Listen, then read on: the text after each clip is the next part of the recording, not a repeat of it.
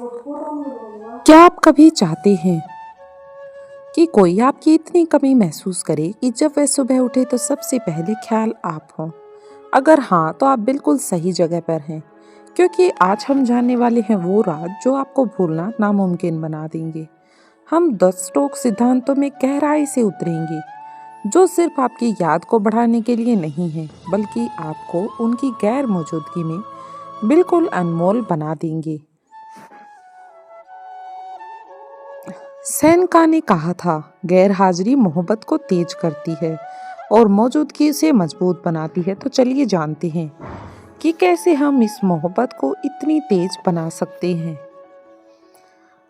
आपकी गैर मौजूदगी का असर गहराई से महसूस हो, और हाँ, किसी भी हिस्से को छोड़िएगा नहीं, क्योंकि हर सिद्धांत इस कला को समझने का एक अहम हिस्सा है।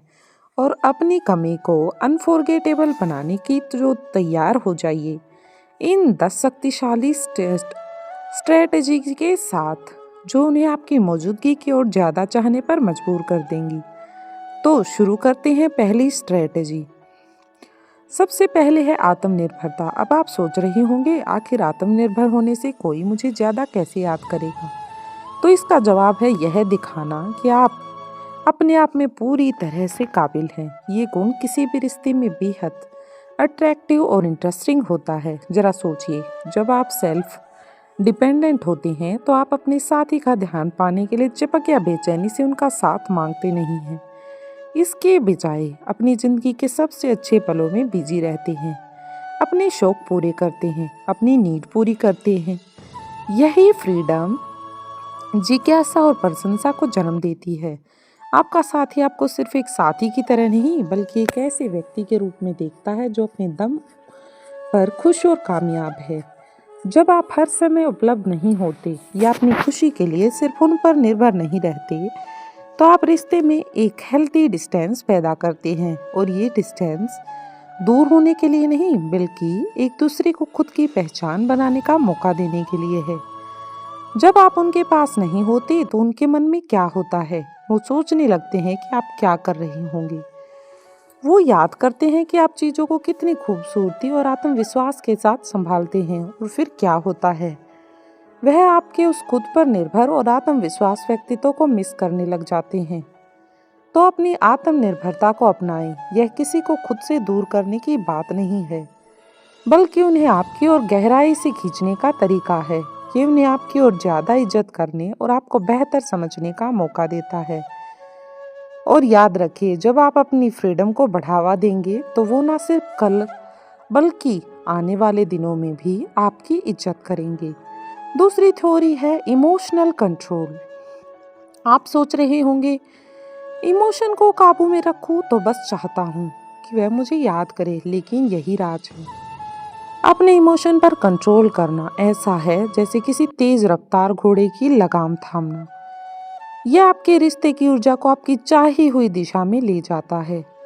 जरा स्थिति की कल्पना करें, और हर बार जब आप उनसे बातचीत करते हैं, आप शांत और संयमित रहते हैं, भले ही बातचीत गरमा जाए या अप्रत्याशित मोड़ ले ले। यह भावनात्मक नियंत्रण केवल प्रभावित ही नहीं करता, बल्कि उन्हें अट्रैक्ट भी करता है। क्योंकि जैसा कि मार्क्स ऑरेलियस ने समझदारी से कहा था, आपके पास अपने मन का कंट्रोल है, लेकिन बाहरी इवेंट का नहीं। इसे समझिए और इससे ताकत पाइए। ये आप पर एक गहरी छाप छोड़ता है। अपने रिस्पॉन्स को संभाल कर आप एक रहस्यमय और गहराई भरा व्यक्तित्व बना सकते हैं। आपका साथी ये सोचने लगता है कि उनके मन में क्या चल रहा है। वे आपकी पुरानी यादों के मुताबिक रिस्पॉन्स की उम्मीद करते हैं, लेकिन जब आप शांत, स्थिर और बेफिक्र हैं, आपकी ये नई स्थिरता उन्हें आपके भीतर की दुनिया के बारे में सोचने पर मजबूर कर देती है। और यह उन्हें आपके करीब खींचती है और उन्हें सोचने पर मजबूर करती है। लेकिन याद रखिए, भावनाओं पर नियंत्रण का मतलब ये नहीं कि आप एक मशीन बन जाएं। इसका मतलब है कि आप रिस्पॉन्स देने की बजाय सोच समझकर जवाब दें। इस छोटे से बदलाव का असर बड़ा होता है। जब आप अपनी भावनाओं को व्यक्त करते हैं, तो वह ना केवल सोच समझकर बल्कि असली और दिल से होती हैं। और इसका असर जब आप उनके आसपास नहीं होते, तो उन्हें आपके उस खास ध्यान और अपनापन की कमी खलती है। तो शांत रहिए, सोच समझकर बात कीजिए और देखिए कैसे वह बार बार आपके बारे में सोचने लगते हैं। याद रखिए, अपनी भावनाओं को थोड़ा अपने पास ही रखें, शायद उन्हें सोचने के लिए थोड़ा हल्का सा इशारा दे दें कि क्या तुम मुझे कल याद करोगे। आखिरकार प्यार के इस खेल में थोड़ा रहस्य लंबा सफर तय करता है। अब बात करते हैं तीसरी थ्योरी की। सोच समझकर बातें करें। कुछ चुने हुए शब्द किसी को आपकी मौजूदगी की इतनी कमी महसूस करा सकते हैं। यही इरादतन संवाद की ताकत है। इसका मतलब है कि आप अपने शब्दों को ध्यान से चुनें ताकि वो न केवल विचारशील बल्कि बातचीत में कुछ वैल्यू भी जुड़ी हो। सोच समझकर बात करने का मतलब है आप जो भी बोलें उसी उद्देश्य और गहराई से बोलें। आपके व्यक्तित्व को इस तरह से रिप्रेजेंट करें कि लोग ना सिर्फ आपको सुने बल्कि याद रखें। सेनेका ने भी कहा था, ऐसा बोलो कि तुम दोबारा बोल सको। इसका मतलब ये है कि आपकी बातचीत लोगों को आपस और सुनने की चाहत दे। जरा कल्पना कीजिए, हर बार जब आप बोलते हैं तो आपका मकसद होता है जुड़ना, समझना और बातचीत को गहराई देना। अब बस हवा में शब्द नहीं उछाल दी बल्कि ऐसा संदेश तैयार करते हैं जो दिल और दिमाग दोनों को छू जाए। इसका असर क्या होता है, आपकी बातचीत सिर्फ यादगार नहीं होती बल्कि एक वैल्यूएबल इवेंट बन जाती है। जब आप उनके पास नहीं होते तब भी आपके शब्द मन में गूंजते हैं। आपकी आवाज़ एक गूंज छोड़ जाती है जो उन्हें बार बार आपकी ओर खींचती है। आपका साथी यही सोचता है कि आपने जो कहा था उसका मतलब क्या था।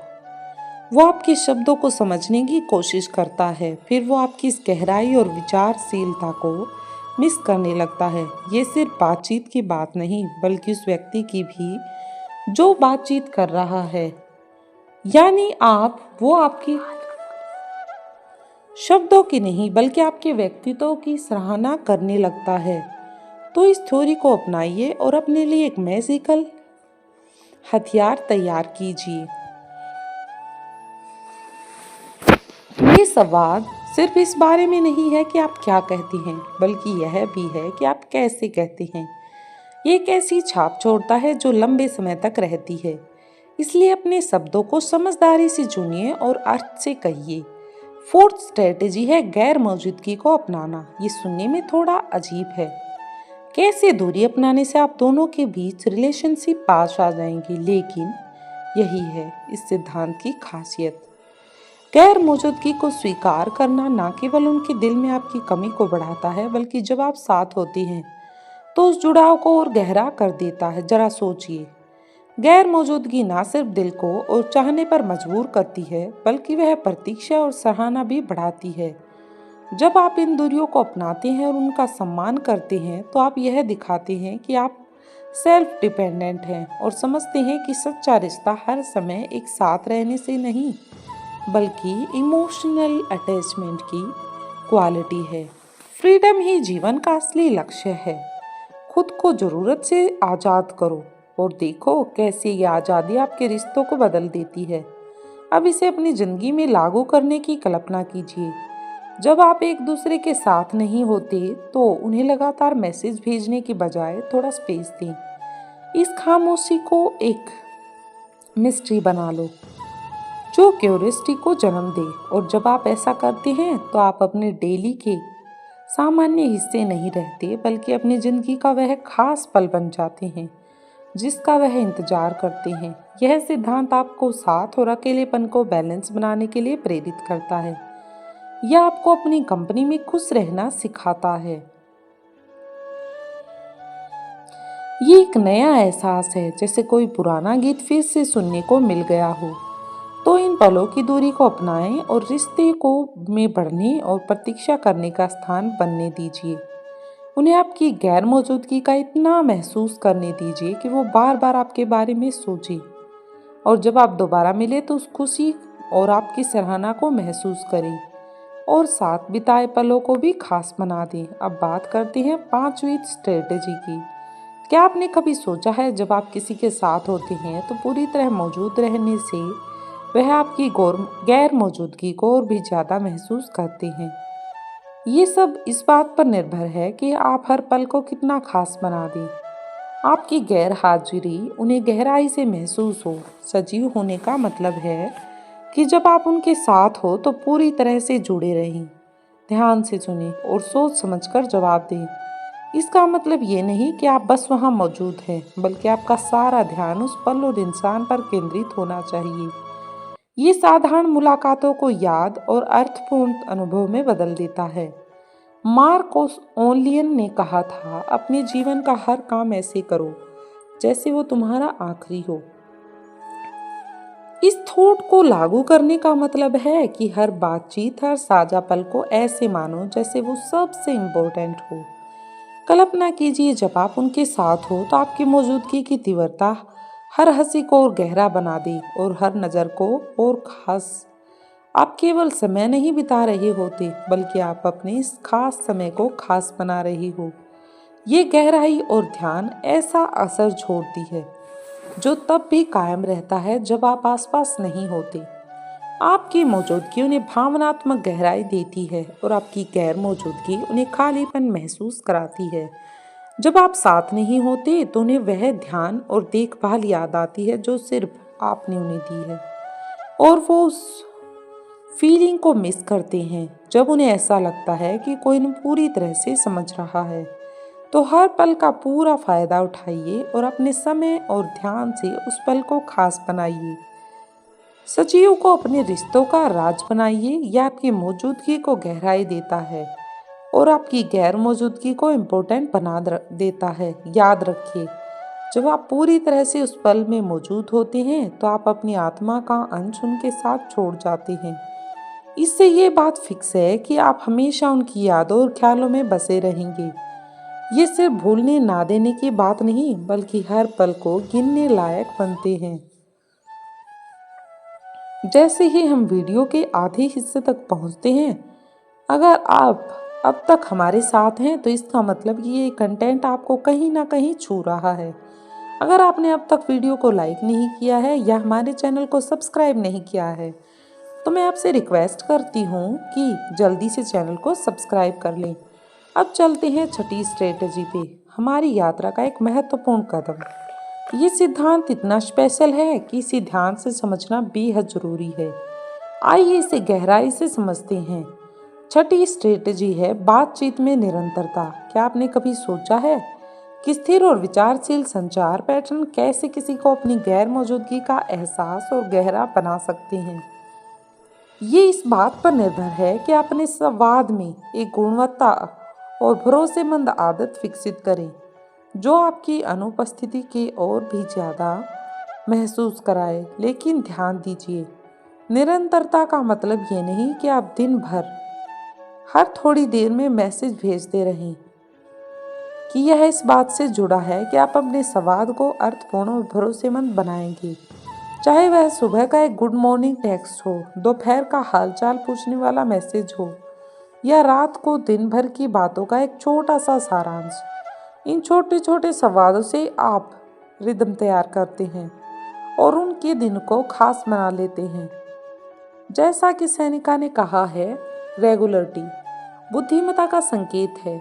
इस रेगुलरिटी से उन्हें यह एहसास होता है कि आप विचारशील भरोसेमंद रिश्ते में पूरी तरह से समर्पित हैं। इमेजिन कीजिए जब जिंदगी बिजी होती है तब आप भी अपने संवाद को एक रेगुलर रिदम बनाए रखते हैं। ये आदत उनके जीवन में स्टेबिलिटी और पीसफुल स्थान बनाती है। जब आप किसी दिन ये संवाद नहीं करते तो तुरंत उस खालीपन को महसूस करते हो।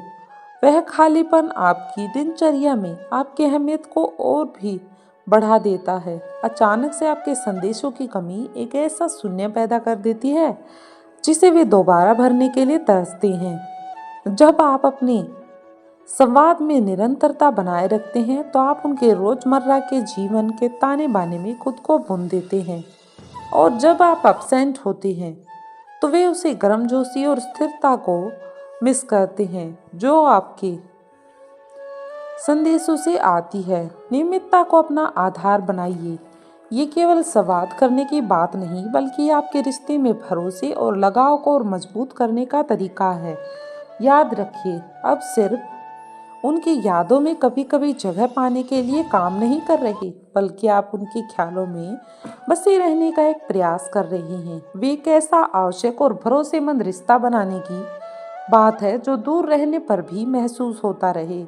तो इस निरंतरता के सिद्धांत को अपनाएं और अपने संवाद को सार्थक और स्थिर और उनकी जिंदगी का खास हिस्सा बनाएं। आप देखेंगे कि कैसे आपके संदेश की लय आपके उनके दिल और दिमाग में हमेशा गूंजती रहती है। अब बात करते हैं 7th स्ट्रेटजी की, उद्देश्यपूर्ण जीवन। आपने अभी सोचा होगा, निरंतरता के साथ उद्देश्य को पूर्ण जीवन में, क्या आपने सोचा है कि एक उद्देश्यपूर्ण जीवन जीने से कैसे कोई आपकी और गैर मौजूदगी को गहराई से महसूस करता है?